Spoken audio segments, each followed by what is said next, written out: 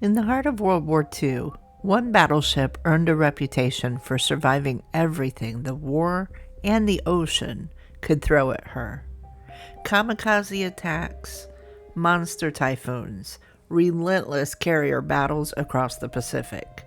She never lost a single crew member to enemy fire. They called her the Lucky A. This is the story of the USS Alabama, and today, we're not just telling her story. We're walking her decks, climbing her ladders, and discovering why one day aboard this ship can humble your legs, steal your breath, and leave you promising to come back. Sunday morning, a quick continental breakfast, barely enough tables, and that familiar travel instinct, eat fast history waits for no one. It didn't take long for my son to figure out where we were headed. The signs gave it away. Battleship Memorial Park doesn't sneak up on you, it announces itself. Before we ever set foot on that ship, we wandered the memorial grounds, cameras clicking, footsteps slowing. War memorials have a way of recalibrating your pace. You don't rush them. You listen first. Then we drove farther up the park, and there she was. Steel gray, immense, patient. The Alabama doesn't loom. She endures. When her keel was laid on February 1st, 1940, the world was already unraveling.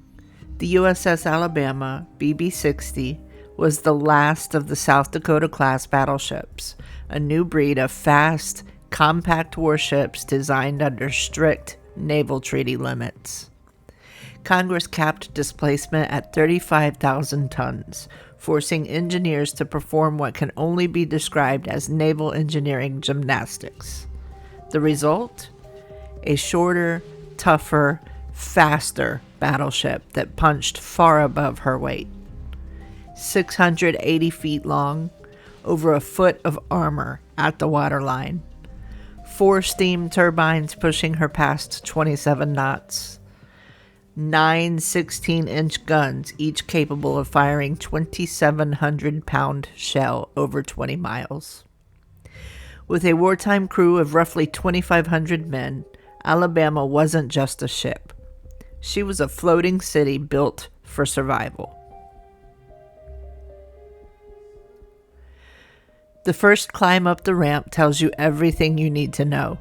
Battleships do not accommodate. They demand.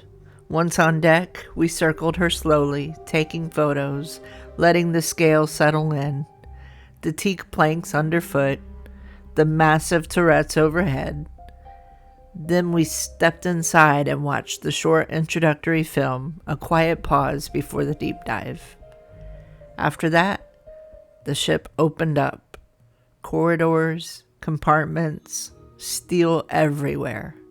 This is where my son and I made a choice, and Dusty made a wise one. The ladders. Steep, narrow, vertical enough to make you reconsider every life decision that led you here. Dusty stayed below. My son and I climbed. We climbed every level above the main deck, one ladder after another, each ascent revealing new rooms, tighter spaces, thinner air. I took photos of everything because history hides in the details. Eventually, we reached the uppermost levels, including the captain's quarters. Standing there, it's impossible not to imagine the weight of command carried into those rooms. The quiet moments between decisions that shaped battles. Then came the descent. By the time we reached the deck again, my ankles were done negotiating. Swollen, aching, the ship had made her point. So we sat, rested, and I made a deal with my son. We'll come back. We'll finish the lower decks. And next time, we'll do the submarine too. History, like promises, deserves a return visit. Commissioned in August 1942, Alabama's first assignment wasn't tropical. It was brutal. She joined the British Home Fleet, escorting Arctic convoys to the Soviet Union and acting as a deterrent against German heavyweights like the Tirpitz. By 1943, she transited the Panama Canal and entered the Pacific War. Her role wasn't dramatic surface duels, it was protection.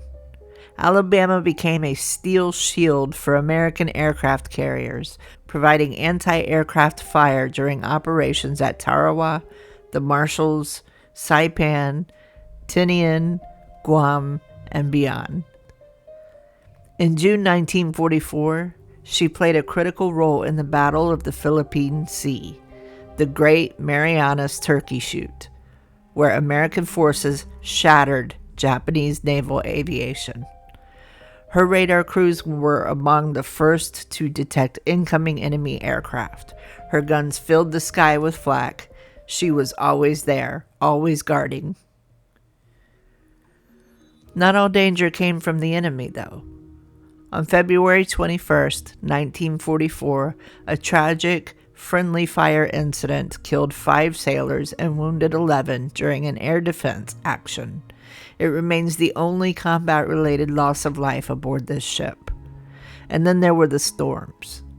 In December 1944, Alabama survived Typhoon Cobra, a monstrous storm that sank 3 U.S. destroyers. She rolled violently, up to 30 degrees, but held fast. Enemy planes couldn't take her. The ocean tried. Still, she endured. Through it all, Alabama earned 9 battle stars and completed the war without losing a single sailor to enemy fire. Lucky? Yes, but also well-built, well-led, and well-loved. After the war, Alabama entered the reserve fleet. By 1962, she was slated for scrap.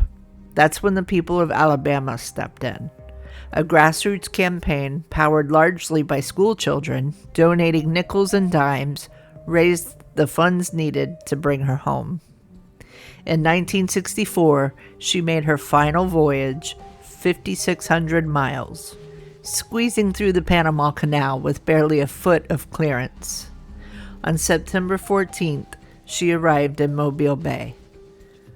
On January 9th, 1965, Battleship Memorial Park opened to the public, a warship saved by memory. After leaving the ship, we explored the hangar and aircraft pavilion, rows of historic planes frozen mid-story. My son climbed into a flight simulator while Dusty and I rested. A small moment. A broken hematite ring. Hurricane Katrina exhibit showing aircraft tossed like toys. History doesn't just live in wars. It echoes forward. Nearby, waiting patiently, sat the USS Drum, a Gato-class submarine and National Historic Landmark. We didn't board her this time. That's unfinished business. The USS Alabama is not a quick stop. She is a half-day commitment at minimum. And even then, she may send you away tired, sore, and quietly changed. She did us. But we left with something better than exhaustion. We left with a promise, and one day we'll return to finish what we started, because some stories are too big for one visit. If you've been aboard the USS Alabama, I'd love to hear your experience. And if you haven't yet, wear good shoes, pace yourself, and give her the time she deserves. She's waited a long time.